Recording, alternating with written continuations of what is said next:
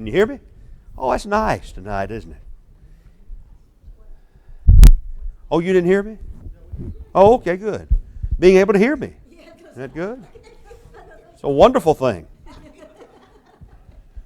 Reason I say that is because sometimes there is trouble with this mic, or trouble with me using the mic. I don't know which one, but anyway, as soon as I turned it on tonight, it's on. So hopefully all of you can hear me.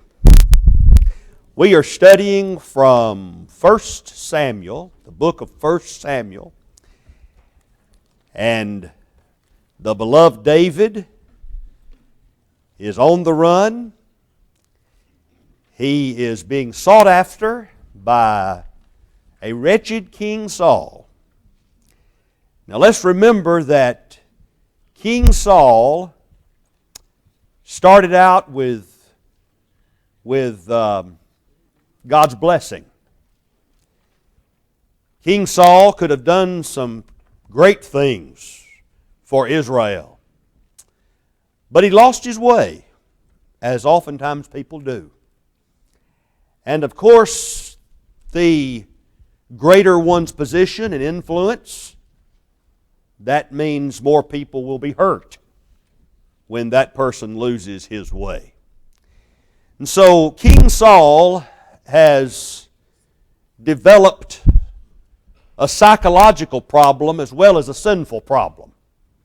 Now keep in mind his transgression came first.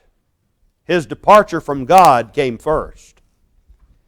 There is a sense in which one who is so deeply embedded in sin could be said to have a psychological problem. You say, why is that? Because the man described in Luke the 15th chapter that we call the prodigal was sitting in a pig pen, and the text says he came to himself. All right? Normal people will not be found sitting in such a place. And so you see a man described by Jesus in Luke 15 who had everything going for him as long as he stayed in his Father's house. But as a result of his rebellion and his departure from home and his riotous living, he found himself in a pig pen. But he came to himself, all right? So we notice in the life of King Saul a man who transgressed God's will, who was determined to do his own thing. Simple obedience was not for Saul. And so here is someone who had great opportunity, but he squandered that opportunity. And now he's suffering from this erratic behavior. One minute he is so filled with mischief and envy and spite. And then the next minute you find, as we did last week studying chapters 23 and 24 of 1 Samuel, he thanks David for not taking his life. He seems to repent of his actions. And yet we will note as we continue with the narrative that he goes right back to that same behavior again. So he's lacking in sincerity. He has an emotional problem. There's no doubt about that. Psychological problems, but the root of all of his problems are found in the spiritual. Okay? That doesn't mean that everybody who suffers psychologically or emotionally are suffering spiritually, but it is true with Saul. Here's a man who had gone his separate way, away from God, away from God's point man at the moment. And who was that? Samuel. And therefore, now he was far away from God. He didn't have anything consistent going on in his life. The Bible obviously says that it's not for man to guide his own steps. Mm-hmm. The farther and farther you get away from God and rebel against God, the more delusions you can believe, and eventually you don't know the truth from the false. Well, you don't. Marv just made the point, Jeremiah 10:23, it's not in man that walketh to direct his steps. And the farther one gets away from God, the more difficult it becomes to discern right from wrong. And that truly had happened in the life of of King Saul. And we rationalize, and he did that a lot. We find in chapter 25 of 1 Samuel that Samuel dies, and there is great lamentation and mourning over Samuel. In fact, there is mourning throughout the nation for Samuel. Samuel, no doubt, would have been one of those who would lie in repose. Perhaps there would have been hundreds who would have walked by his bier. There probably, flags would have flown half-staff because Samuel, the great prophet of God, has died. Well, there is not much else said about Samuel after this. We know that he no longer advised King Saul because he was so disgusted with Saul. It bothered Samuel that Saul had gone in this direction, so much so that he could not see anything positive left in life until God just finally said, how long are you going to mourn over this? And I preached a sermon not long ago, and it really came from that particular text we were studying on Wednesday nights. And I titled the message, When God Says to Move On, You Better Move On. And God said to Samuel, I have told you, Saul's days are numbered. I've chosen somebody else. It's time for you to get over Saul, Samuel. I'm moving on. And of course, God has His mind on David. But He doesn't put David on the throne just yet. Keep in mind that all of this wilderness wandering and David trying to find a way to save his life is part of what is going to prepare him to become king. I think we need to pay attention to that, because is it not true that in our own lives we have asked ourselves, why am I having to go through this difficulty? And is there anything I'm going to be able to learn from this difficulty? Every challenge or obstacle we meet, there's something to learn, right? And I learned a long time ago that the battles you have early on is God just preparing you for some bigger battles down the road. So don't complain about those things, right? Well, it is. June says it's like an orientation for David. It is getting him ready for bigger and better things. And so if you want to be up on the mountaintop, you got to first be down where? In the valley, don't you? Okay.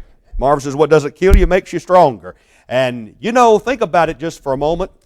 David is a man who's identified as one after God's own heart. And we wonder about that. It has perplexed biblical scholars. When you consider some of the things David did, how is he a man after God's own heart? But there are those moments when you see David reacting or behaving in a certain way, and you have to think to yourself, oh, that's the reason he's a man after God's own heart. Here is a man who could have killed Saul, his enemy, but he didn't. I'll not lift up my hand against the Lord's anointed. And he wouldn't let his own men do that for him. Matter of fact, it was more than once he refused to do that. But in chapter 25, I want us to notice something that is an account of something very important. And David's not the hero. It is a beautiful woman. A woman with a beautiful appearance, a beautiful, attractive spirit.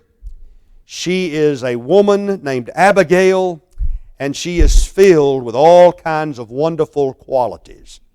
But she's married to a notorious man. Have you ever known that to happen? Oh, yes. Yeah, that's the King James word.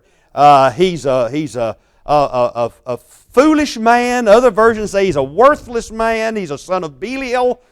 How they met and married, I don't know. But I've said that before, haven't you, about others who met and married.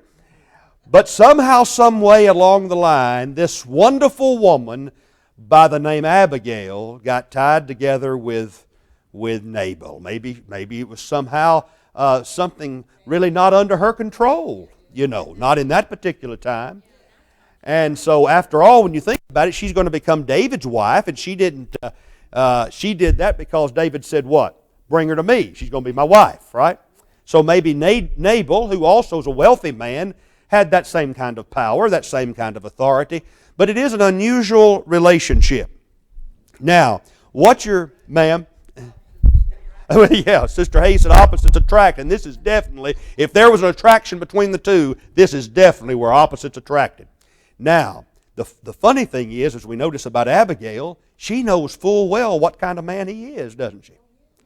Now, in this particular account, it's interesting that what we're going to find is a mean man named Nabal and a mad man named David and a magnanimous woman. There's your alliteration. A magnanimous woman by the name of Abigail. Or we could use this M word, the mediator. All right? Abigail, a mediator. All right? Now, anytime you see someone who is a mediator in the spiritual sense, think of whom? Think of Christ, don't you? All right? In the Old Testament, we generally think about the priests serving in that particular role. And now we have Jesus, who is a what? Great high priest, right? So the typology in the Old Testament, the priest who would mediate, represent Jesus. Here, though, you have a woman who not necessarily is representative of Jesus, but she does show us someone who has the ability to mediate and to bring peace where two parties are at odds, all right? Now, she's going to try to solve a dilemma between her husband and her husband-to-be, all right? Her husband now is Nabal. Her husband-to-be is David. Now, she doesn't know that David's her husband-to-be, but he will be. Now, as we set the stage, I want you to know something by way of introduction. I want to give you this little illustration, and it's a real-life illustration. I remember that I was holding a meeting in a particular place near a very large city, and as so often happens in gospel meetings, when you're the guest preacher and you're with the host preacher, and Dustin and others know this, you start talking about what we're going to eat. You know, we're there for the meeting, but we've also got to talk about what we're going to eat that week. Well, that's all the time, Marv says. And it goes along with meetings too, doesn't it? Where are the good places to eat? And so sometimes I get ahead of myself and I'm like, oh, if we're going to be that close, you know. And so I happened to mention something to this preacher friend of mine and about a particular place that really sounded like a good place. He said, oh, you've got to go there. He said, yes. And so as it turned out, he not only wanted to go and take me, but two other brethren wanted to go as well. That's all good. It's great. All right? Now, one brother that wanted to go, he was a good man. He is a good man. He is a good man. But he's somewhat obnoxious. You know, knows about everything, right? You know what I'm saying. Now, I'll give him credit. He does know a whole lot. And I knew that after I got through being with him for a week. He did know a whole lot. And so, whatever you say, he's going to top that with something that's better that he's done. Now, let me just say this on his behalf. There were many times when he would say something, and whatever he would say would be very interesting. He said, I want to tell you about a place where I went one time, and he said, if you ever get over that, go there. And that was fine. Well, anyway, he's one of those fellas who, without realizing it, he's right. He knows what's best. Always follow his lead. Now, I have learned in those situations where I am the guest is just go right along with it, okay? So we meet at the building, and here the four of us have gathered, and it's the preacher and I, along with the know-it-all and the driver. All right? Well, we get started, and we're going to go downtown of this big city. And so several times, the backseat driver, which was the know-it-all, would say to the driver, "Why'd you turn this way? You should have gone back that way." And so the man said, "Well, I've always gone this way." He said, "Right up here you need to turn that." "Okay, I'll go this way." "Hey, why didn't you go this way? You should have taken that exit." And this continued for a little while until finally we got to one particular exit and he didn't take it. And the man in the back seat said, "Why didn't you take that exit? That'll get you there quicker than any way you're going." And all of a sudden, that car turned, or that driver swerved. Oh, he said, "Then we'll take it and we'll do it your way. And you just let me drive and you just tell me where you want me to go." He was mad. He was mad. Don't say you wouldn't have gotten mad, all of you look at this mess out there. He was mad. And it got quiet in that car.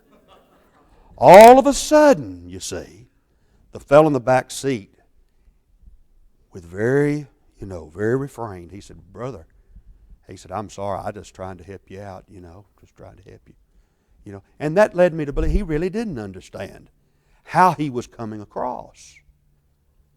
He had said everything he said he thought to be helpful, but it became annoying, particularly to that fellow driving. And it kept building up inside of that driver as we kept driving along, and being told what he was supposed to do when he was going to a place he'd been before and knew how to get there, that he finally just had enough of it. So we're sitting there now, almost 4 brethren, including 2 preachers. Silence. Now, think about this for a moment, because it's the last day of the meeting, and the theme for the meeting has been, get this, a 1 Corinthians 13 kind of Christian. Don't you love it? I still had my work to do, didn't I? All right? Then all of a sudden, the preacher, the host preacher, made a comment in a joking kind of way. And he lightened the air in that car. And he said some things that were helpful and encouraging in that situation. So that before we knew it, what were we doing? We were all laughing again with one another. And everybody then, you see, 2 people had the opportunity to kind of cool down. Only one really was mad. The other in the back seat, he didn't know that he was saying anything that was upsetting anybody. The other preacher and I, we've been around that before. We just were letting it go. But that one man, no, he was tired of it. Now, here's what I'm saying. That preacher friend of mine, the host preacher, he was the one in that particular situation who was calming everybody down. You see? That's like I was talking about Sunday in the afternoon. People like, Barnabas, the consoler. Can't you just imagine there when that rift between Barnabas got so strong that they were willing to separate? And you can see Paul standing there saying, "I don't trust John Mark. He left us before. He won't help us again. I don't think we can get anything good out of him. I don't have a good feel about him. I'm not taking him." And Barnabas has his hand on John Mark's shoulder. "Paul, brother, I'd like to give him another chance." And Paul says, "I'm not. So Silas and I, we'll go this way. You go your way. I'm not taking him." "Okay, brother, that's fine." Later on, Paul would have to say what? "Send old John Mark." He proved himself, didn't he? Barnabas was right. Let's get back to 1 Samuel 25. I said that a few moments ago because to me, that is an illustration that has stayed with me. Especially, it made me feel so good about my brother, my preacher friend. It told me so much about what kind of man he is. He was looking how to smooth out everybody's feelings. Let's calm this situation down. That's what we want. And you'll see in 1 Samuel 25, that's exactly the kind of person this woman Abigail is. Now, Nabal has a lot of sheep. And Nabal, his shepherds, would take the sheep on long journeys. And in order to keep others from stealing sheep, foreigners, things of that nature, then David and his men, who didn't have anything else to do but hide out from Saul, would offer protection to Nabal and his shepherds. So it comes time that David and his shepherds are in need. David and his military men are in need. So if you need something, what might you do? You might go to somebody that's helped, that you've helped, right? And so oftentimes if you feel somebody else has helped you, you feel like, well, surely they will want to help me. So we find that in the opening verses of 1 Samuel 23, David sends his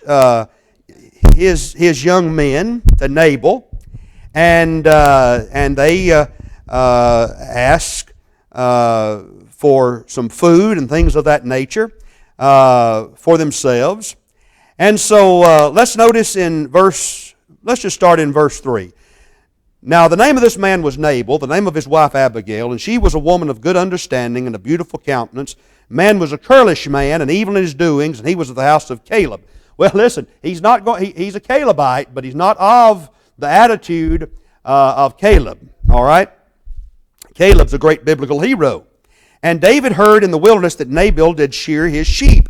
And David sent out 10 young men, and David said unto the young men, Get you up to Carmel, and go to Nabal, greet him in my name, and thus shall you say to him that liveth in prosperity, Peace be both to thee, peace to thine house, and peace be unto all that thou hast. He says, I've heard that you have some shearers. Now, your shepherds, which were with us, we didn't hurt them. We didn't hurt them. In fact, what did they do? They protected them. And now I've heard that thou hast shearers. Now thy shepherds, which were with us, we hurt them not, neither was there aught missing unto them, all the while they were in Carmel. Ask the young men, they'll show thee. Wherefore let the young men find favor in thine eyes, for we come in a good day. Give, I pray thee, whatsoever cometh to thine hand, to thy servants, and to thy son David. Help us out, okay? We've done this for you. Will you do this for us? All right? It's sort of a, we scratched your back, you scratch ours. That's just fair. That's all David is asking for here. He's just saying, will you be so kind to help us out like we've helped you? All right? Now, when David's young men came, they said this to Nabal. And look at Nabal's answer. He said, Who's David? Now, King Pharaoh said something along the same line, didn't he?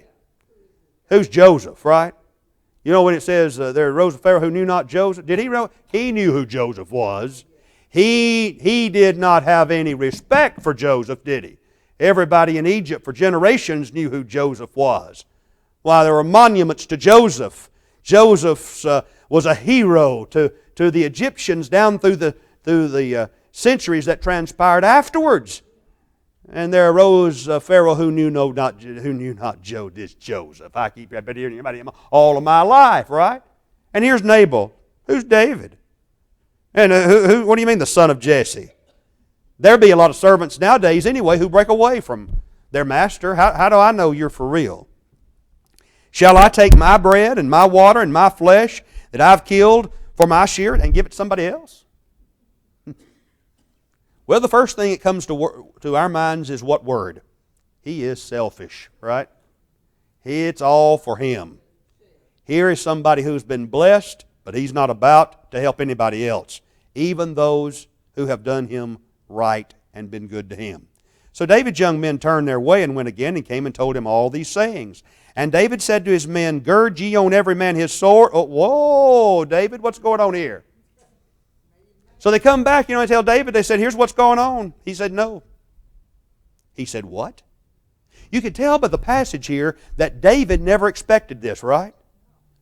You ever been in a situation where you thought for sure somebody else would help you or give you what you thought you needed or would provide for you, and you just went ahead and just, it's going to happen.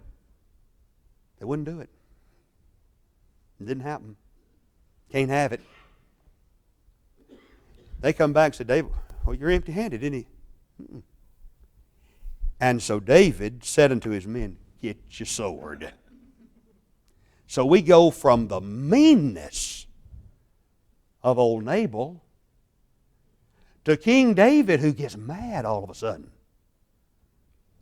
Now, in defense of King David, I want you to think about something. Let's put ourselves in his shoes if we can. David's been dealing with Saul. David's prayed about King Saul. David has done everything related to King Saul like a godly man should. All right? You're in a situation and you know it's rough. You're just trying to be a Christian. And you're trying to conduct yourself as such. You're not responding hatefully or spitefully because you're praying about it. You're praying about that person. It's frustrating to you. It's hard, but you're trying to do the best you can to make the very best effort. Then all of a sudden something over here hits you out of the blue. And bam, that's all it took. Can that happen? You think about this for a moment. David has done all that he could to withstand the evil brought upon him by King Saul. But now all of a sudden it's like, I've had enough. Is it possible also that you can take out your frustration on somebody else? He didn't do it to he did not do it to Saul. But here's old Nabal. He's not anointed. That's right.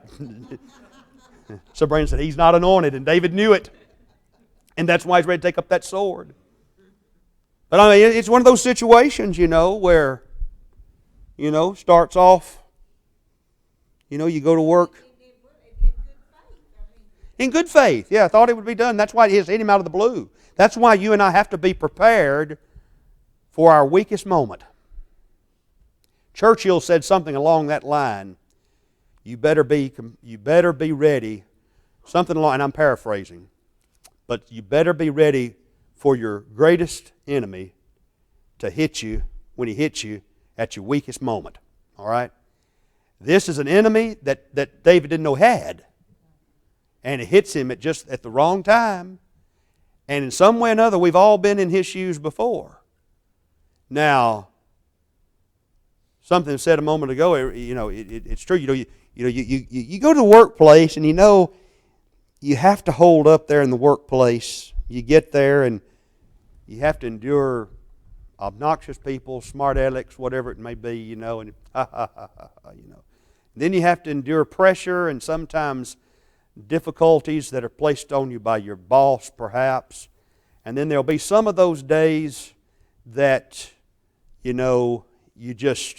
everything seems to go wrong. But there in the workplace, you got to maintain, who you are and all. But then you get home and, you kick a poor old dog or a poor old cat and they didn't have anything to do with it at all, We're not? Okay. Marv says preachers aren't exempt from it, Yeah. Don't have a cat. So. But you know what I'm saying. These things hit us out of the blue. That's when it's tough. Give us something to plan on. And, hey, we can think about how we're going to deal with it. But here's David. I mean, he's just like the rest of us in this scene. Yeah, David's probably thinking, all right, at least I know this fellow Nabal is going to help us out here. And then he comes back and he won't help them. So, David says, he said, girt ye on every man his sword, and they girded on every man his sword. David also girded on his sword. Now David's getting involved too. It's not just his men, David also.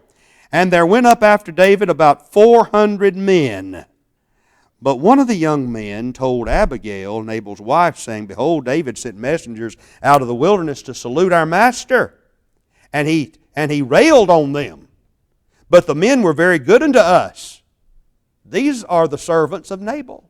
And they're telling Abigail. Now don't you see here that they have a lot of respect for her? they're going to her and they're you say, we're concerned about the boss man and the rest of us. Because you see, this fellow David who made a request, he was good to us. And we feel very strongly that we should reciprocate. He was so good to us. And he says in verse 16, listen, they were a wall unto us both night and day, all the while we were with them keeping the sheep. They protected us. Now therefore know and consider what thou wilt do, for evil is determined against our master. He's going to come in here and he's going to wipe us out because he is mad. Now, listen to what Abigail did. Here comes the mediating part. What's Abigail got to do? Somebody's got to come in here and settle this all down. All right? You see, let's get back to the car again. When I'm in there with those brethren, there was one man, though not intending to be mean, he was just a know-it-all. And it finally got so annoying, it made another brother what? Mad. He got angry. Now you need a mediator to calm all that down. So here is old Nabal. He's a foolish man. I mean, the text is worthless man, good for nothing. And yet, here's Abigail, his wonderful wife. She makes plenty of food. She said to her servant, you go before me, I'll come after you. She didn't tell Nabal. She didn't tell him. That was the right thing, I believe. And so as soon as David's on his way, then they're there in front, and then she pleads to be able to speak with him. And so whenever she saw David, what did she do? She bows down before him. Knowledge is already of his being the king one day. She already knows that. She knows great things are going to be going on in the life of David. So she fell to his feet upon me, my Lord, upon me, let this iniquity be. Let thine handmaid, I pray thee, speak in thine audience and hear the words of thine handmaid. I am your servant. You see, king, she says, you see, my Lord, not the king yet, you see, my Lord, really, those men came to the wrong one. They shouldn't have come to my husband. He doesn't take care of that kind of business. They should have come to me, and it's just all been a mix-up, and I am so sorry that it happened, and I want you to know this man to whom I'm married. She said, he's just a worthless man. Look at verse 25. Let not, my Lord, I pray thee, regard this man of Belial, a worthless man. Even Nabal, that's who she's talking about. For as his name is, so is he. You don't want to deal with him, my Lord.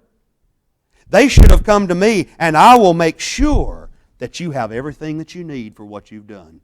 And so she said, now therefore, my Lord, as the Lord liveth, as thy soul liveth, seeing the Lord hath withheld thee from coming to shed blood and from avenging thyself into thine own hand, now let thine enemies and they that seek evil to my Lord be as Nabal. And now this blessing which thine handmaid hath brought unto you, my Lord, let it even be given unto my young men that follow my Lord. I pray thee, forgive the trespass of thine handmaid. What's she doing? She's putting herself out there in place of Nabal. Yeah. She's trying to bring some calm to this situation. And it melts the heart of David, doesn't it? Because David has had time to cool off, and this wonderful woman has helped him to cool off. You know what happens when one gets angry? Blood pressure rises, face gets red, make quick, rash decisions. That's what David had done. It happens to all of us. He says that's exactly what he was coming to do. Now, think about this for just a moment.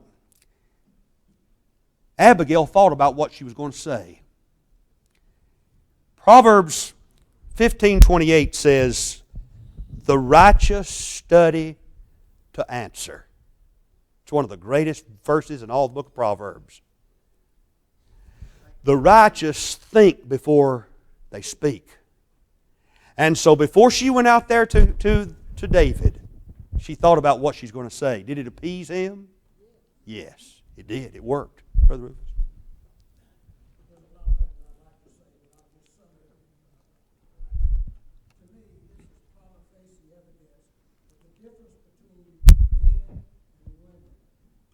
Yes.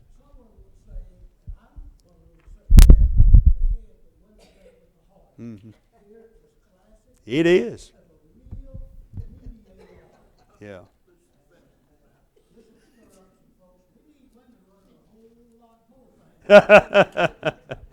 They'd probably say amen to that. Yeah. I think that it's absolutely right. You do see in this particular chapter the differences in the makeup of men and women, both positive and negative. And we see that throughout the Bible. This idea that men and women are the same, somebody didn't really know men and women who said that, right? God made us different for a reason, and that's a positive thing. Yeah.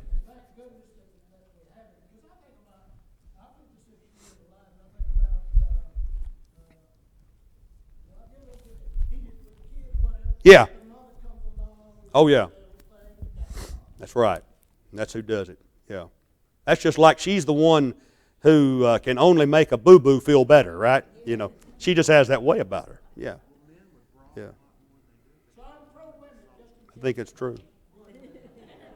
A good woman will smooth out rough edges too, right? Well, listen, here's a few other things before we close that I want to bring out about this particular narrative. You clearly see that a righteous man, a good man, will change in repentance, won't he? Quickly. David's a good man. He's a righteous man. He sees when he's done wrong, and he makes the change. Old Nabal got drunk. She couldn't even tell him to the next day. She got him sober, and as soon as she told him the news, all of a sudden he had a stroke.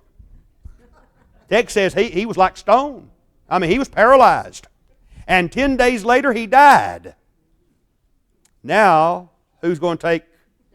David will take. But here's the point I want to make. David, in verse 39, when David heard that Nabal was dead, he said, "Blessed be the Lord that hath pleaded the cause of my reproach from the hand of Nabal, and hath kept his servant from evil. For the Lord hath returned the wickedness of Nabal upon his own head."